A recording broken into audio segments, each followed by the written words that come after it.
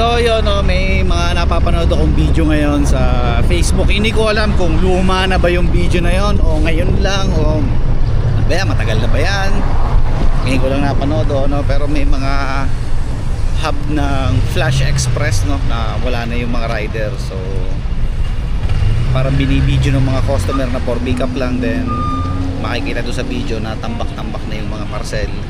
So ayun, ano ba nangyari doon, guys, kung bakit nawala yung mga rider, bakit sila nag-resign, no? So ano nyo ako, bigyan nyo ako ng context, no?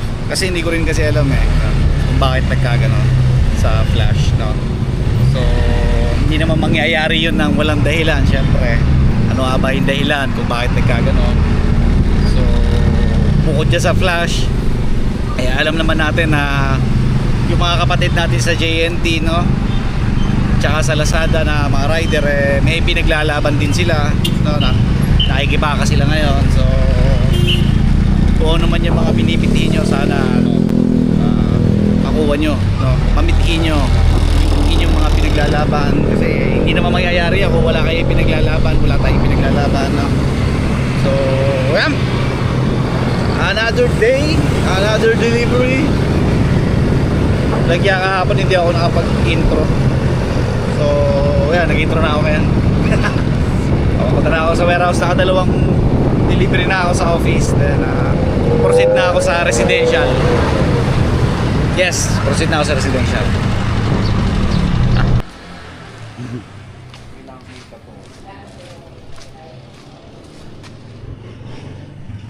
Tama ba yung tinuturo mo?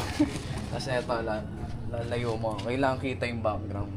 Pangalawa. Ano dapat ang background? Bahay. Wow. Very good, very good.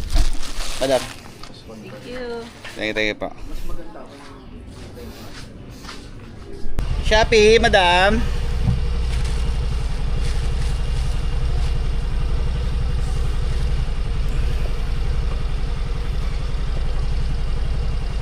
Thank you.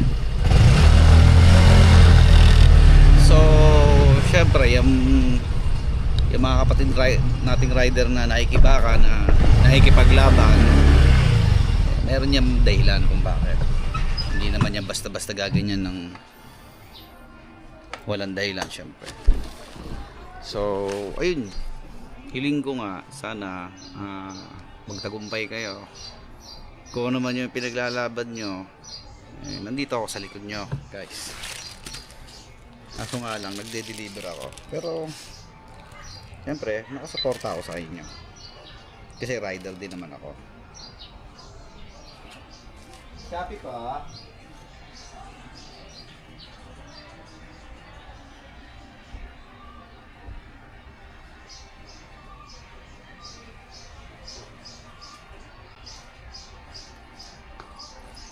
Yan.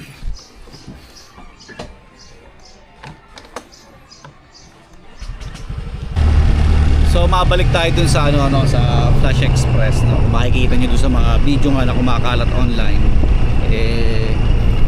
Wala, tambak-tambak talaga yung mga parcel sa hub kasi nga wala nang delivery rider.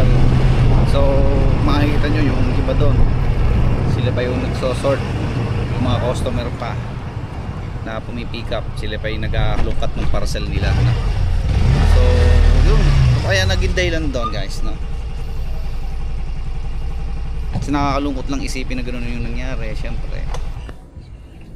Hindi naman mangyayari yun kung wala lang malalim na dahilan.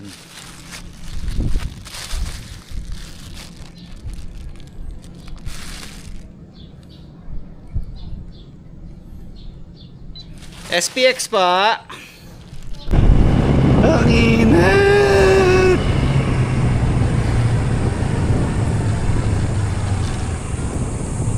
Yun lang yan.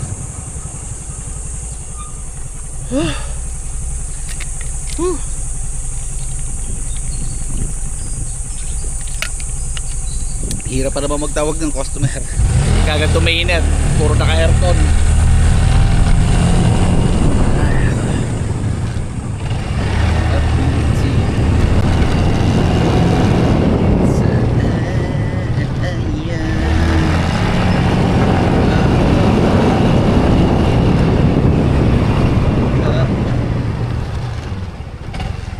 Shopee pa. Darlene.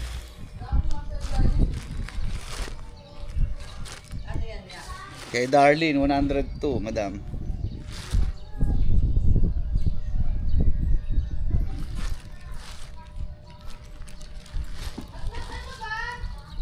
Thank you, ba.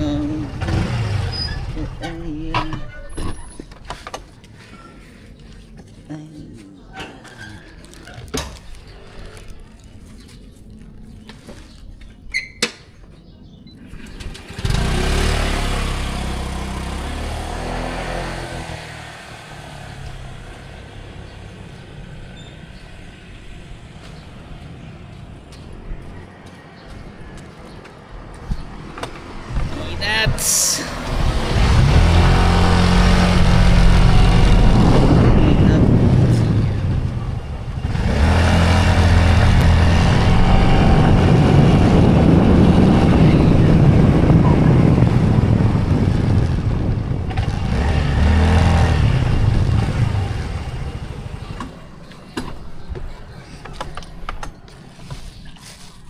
SPX. So, ayun guys, no, bago ko tapusin tong vlog na to, gusto ko sana sabihin sa inyo, no, na sana maging maayos na lahat, no. Maging maayos na yung sitwasyon ng bawat isa, ng bawat hub. Sana makuha niyo yung ipinaglalaban nyo. Magtagumpay kayo, no? So ano man yung mga ipinaglalaban nyo, minimitihin nyo. So yun, ingatan nyo ang inyong mga sarili. At dito na lang muna. At maghahapit na ako mamaya dahil mas marami na naman ang second wave kaysa sa first wave. So yun lang. Init.